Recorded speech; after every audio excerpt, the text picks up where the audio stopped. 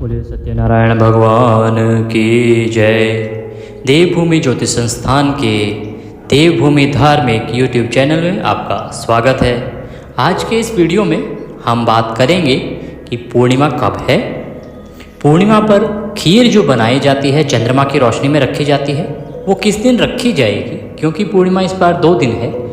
व्रत किस दिन करना है, सत्यनारायण भगवान का व्रत किस दिन करना है, चंद्र अर्घ वाला जो व्रत है वो किस दिन करना है, इससे संबंधित और भी जो शास्त्रानुसार और ग्रंथों के अनुसार जानकारी है वो आपको प्रदान की जाएगी।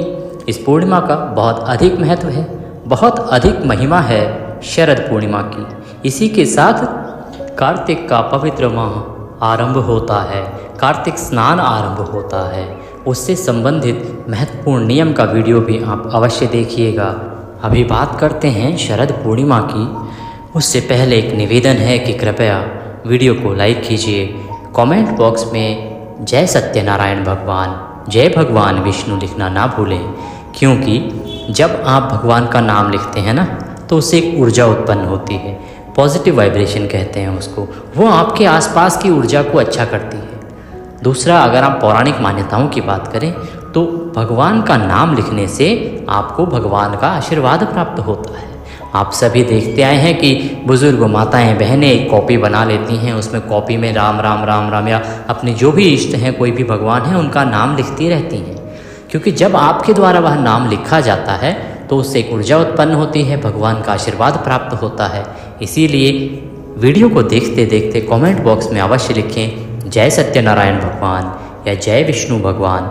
जिस भी किसी ईश्वर का आप नाम लिखना चाहें वह अवश्य लिखें। आइए बात करते हैं शरद पूर्णिमा की। शरद पूर्णिमा जो कि इस बार 2 दिन है, 16 को भी है, 17 को भी है। अब जानना ये आवश्यक है कि खीर किस दिन चंद्रमा की रोशनी में रखी जाएगी और व्रत किस दिन करना है, क्योंकि इस दिन चंद्रमा अपनी 16 कलाओं में पूर्ण होता है। और ऐसी मान्यता है कि इस शरद पूर्णिमा पर चंद्रमा के किरणों से अमृत की वर्षा होती है, और जब वो किरणें उस खीर में पड़ती हैं तो वो खीर अमृत में हो जाती है। और अगले दिन जब कार्तिक का महीना आरंभ होता है और सभी माताएं बहनें संगत मंदिर में आती हैं कार्तिक की कथा सुनने या स्नान के लिए, तो उस समय वह संगत को प्रसाद रूप में वितरित किया जाता है, अमृतमय प्रसाद के रूप में वितरित किया जाता है। ये हम अपने बचपन से अपने मंदिर में देखते आए हैं। हमारे पिताजी जब मंदिर की प्रधान पंडित थे तो उन्होंने बचपन से ही हमें सिखाया है कि किस प्रकार से खीर बनाई जाती है, कैसे रखी जाती है, क्या उसके नियम होते हैं और किस प्रकार से उस खीर को अगले दिन प्रसाद रूप में वितरित किया जाता है। इसी के साथ नियम अनुसार कार्तिक स्नान किस प्रकार से करना चाहिए, कार्तिक की कथा जो है वो किस प्रकार से सुननी चाहिए, वो भी हम आपको बताएंगे। इस वीडियो में नहीं, अन्य वीडियो के माध्यम से आपको बताया जाएगा। साथ ही कार्तिक की जो पवित्र कथा है ना, जो पुराणों में वर्णित है, आजकल आप देख रहे हैं यूट्यूब पर कहीं से कोई भी किताब के माध्यम से कोई भी कथा उठा के दे दी जाती है। हम आपको वो कथा और वो महात्म्य सुनाते हैं जो संस्कृत में वर्णित है, और उसको हम हिंदी के सरलीकरण में आपको सुनाते हैं, क्योंकि हमारे पास वो प्राचीन ग्रंथ उपलब्ध हैं। हमारे पिता एक प्रगांड पंडित होते हुए प्रगांड ज्ञाता थे, उन्होंने अनेक लोगों को इसके वर्णन के बारे में बताया है। तो उन्हीं से हमने जो कुछ सीखा है वो हम आपको यहाँ इन वीडियोस के माध्यम से, इस चैनल के माध्यम से बतलाते हैं। उनके अनुभव का हम हमेशा ही लाभ लेते हैं। तो आप प्रतिदिन कार्तिक महात्म्य में हमारे इस चैनल पर सुनना ना भूलिएगा। जो आपके सवालों के जवाब होते हैं ना, वो भी हम आपको समय से प्रदान करते हैं। अगर आपके मन में कोई भी सवाल होता है, किसी से भी संबंधित होता है, किसी के गुण मिलान आदि हैं, किसी के दिन अच्छे नहीं चल रहे हैं, घर में कोई परेशानियां हैं या कोई व्रत है, त्यौहार है, कुछ भी आप जानना चाहते हैं, हमारे जितने भी सब्सक्राइबर्स हैं, दर्शक हैं, वो हमसे पूछते हैं, हम उनका तुरंत जवाब देते हैं। हमने एक सिस्टम बना के रखा है कि हम 24 घंटे आपके जवाबों के लिए उपलब्ध रहते हैं।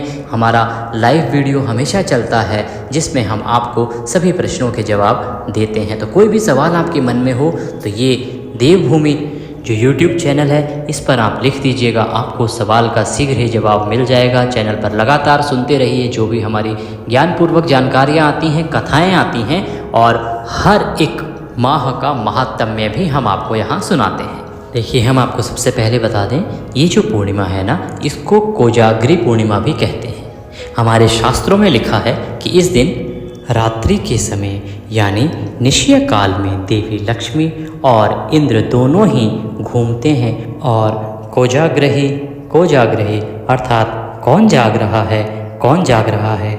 और जो लोग निशित काल तक जो लोग जागते हैं ना, निशित काल का समय मैं अभी आपको बताऊंगा। तो निशित काल तक जो जागते हैं उसके अंदर पूजा करते हैं, भगवान की आराधना करते हैं, जप करते हैं, उनके ऊपर माँ लक्ष्मी और इंद्र देवता अपनी कृपा बरसाते हैं, अनुकंपा बरसाते हैं। उनके घर में लक्ष्मी सदा वास करती है और उनके घर में दिनों दिन वृद्धि होती जाती है। लक्ष्मी जी का ये बड़ा ही विशेष दिन है। ये वही दिन है जिस दिन भगवान श्री कृष्ण ने रास रचाया था। तो देखिए, अमृत हर जगह से बरस रहा है। कैसे? भगवान श्री कृष्ण ने इसी दिन को सेलेक्ट किया था रास लीला के लिए। अधरा अमृत बरसाया गोपियों के ऊपर, धरती इति धरा अधरा। भगवान श्री कृष्ण ने बरसाया और इसी दिन चंद्रमा ने भी अमृत बरसाया और इसी दिन माँ लक्ष्मी और इंद्र भी घूमते हैं कि हम कुछ दे दें। तो ये रात्रि जो है ना शरद पूर्णिमा की, ये रात्रि बहुत ही महत्वपूर्ण होती है और ये रात्रि जागरण की रात्रि होती है। इस दिन आपको निश्चित काल तक अवश्य ही जागना चाहिए। निश्चित काल तक अगर आप लोग जाग जाएंगे तो बहुत सारे लाभ हैं। ये तिथि भगवान ने मनुष्य को बहुत से लाभ देने के लिए बनाई हैं। माता लक्ष्मी हमको धन देने के लिए तैयार हैं, इंद्र देवता हमको देने के लिए तैयार हैं, चंद्रमा हमको अमृत देने के लिए तैयार हैं। तो ऐसे में हम क्यों पीछे रह जाते हैं? मनुष्य जीवन भर भटकता है कि उसे कोई धन प्राप्ति का, लक्ष्मी प्राप्ति का उपाय मिल जाए। तो आपको ये ध्यान देना चाहिए कि ये तो तिथि बनी ही आपके धन लाभ के लिए है, तो आप इससे लाभ क्यों नहीं लेते?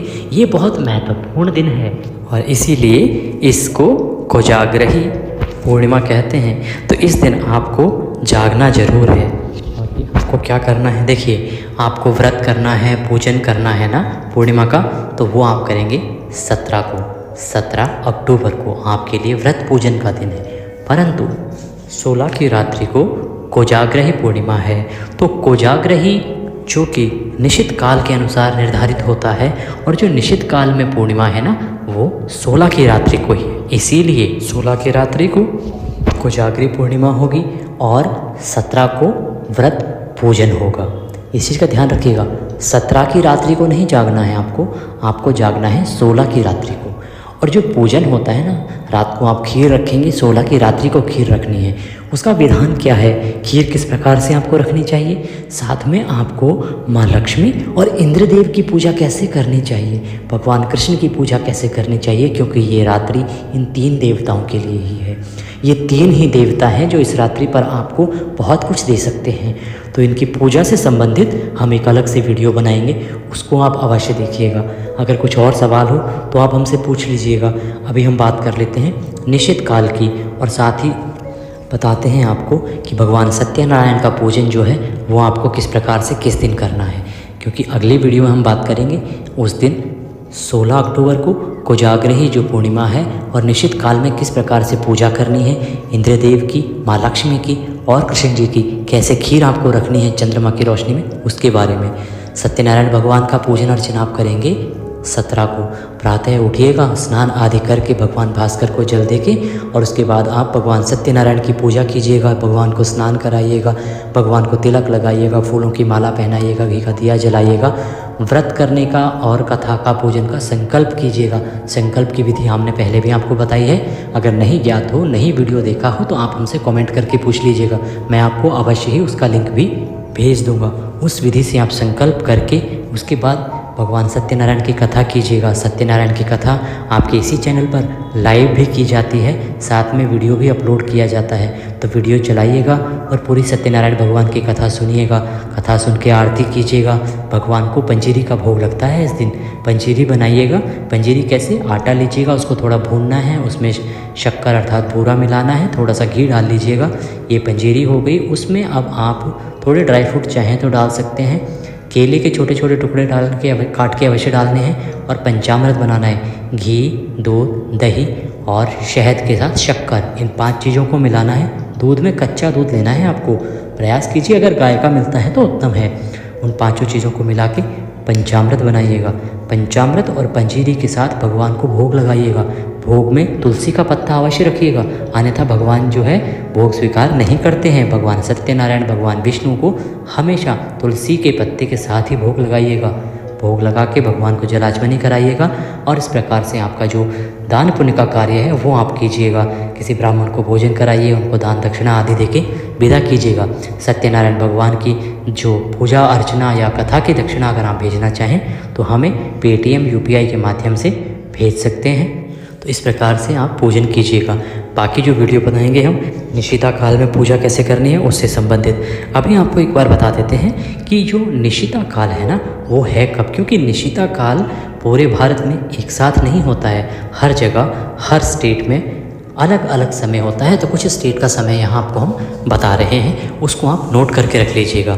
दिल्ली से शुरू करते हैं। दिल्ली में निश्चित काल का समय रहता है रात्रि को 11:42 से और मध्य रात्रि को 12:32 तक ये रहेगा। महाराष्ट्र में समय रहेगा 11:59 से और रात्रि को 12:49 तक। राजस्थान की तरफ बढ़ते हैं। राजस्थान में निश्चित काल का समय रहेगा 11:47 से 16 की रात्रि को और 12:37 तक। यूपी में समय रहेगा 11:27 से और 12:17 तक। बिहार की बात करें तो बिहार में समय रहेगा 11:10 से और 12 बजे मध्य रात्रि तक। MP में समय रहेगा रात्रि को 11:41 से और 12:31 तक। ये हमने कुछ प्रमुख राज्यों के बारे में आपको बताया है। अन्य कहीं की आप जानकारी चाहते हैं तो आप कमेंट बॉक्स में लिख के पूछ लीजिएगा। इसका लाभ लीजिएगा। ये दिन बहुत महत्वपूर्ण होता है, साल में एक बार आता है। आप इधर उधर भटकते हैं, बहुत से पंडितों के पास जाते हैं, बहुत से लोगों के पास जाके पूछते हैं कि हमें कुछ उपाय बताइए, बहुत परेशान है, लक्ष्मी नहीं मिल रही है, धन नहीं मिल रहा है, आर्थिक हालात ख़राब चल रहे हैं, घर में सुख संपत्ति नहीं है, शांति नहीं है। इस रात्रि का लाभ उठाइए। विस्तृत जानकारी के लिए कि पूजा कैसे करनी है वीडियो देखना ना भूलिएगा। भगवान सबका कल्याण करें। अच्छी जानकारी पाते रहना चाहते हैं शास्त्रों के अनुसार और लाभ लेना चाहते हैं शास्त्रों में वर्णित ज्ञान का तो कृपया चैनल को सब्सक्राइब करते जाइएगा। वीडियो को लाइक अवश्य कीजिएगा। कमेंट बॉक्स में लिख के बताइएगा आपको वीडियो कैसा लगा। कुछ सुझाव हो तो बताइएगा, कोई सवाल हो तो पूछिएगा। भगवान सबका कल्याण करें। जय सत्यनारायण भगवान।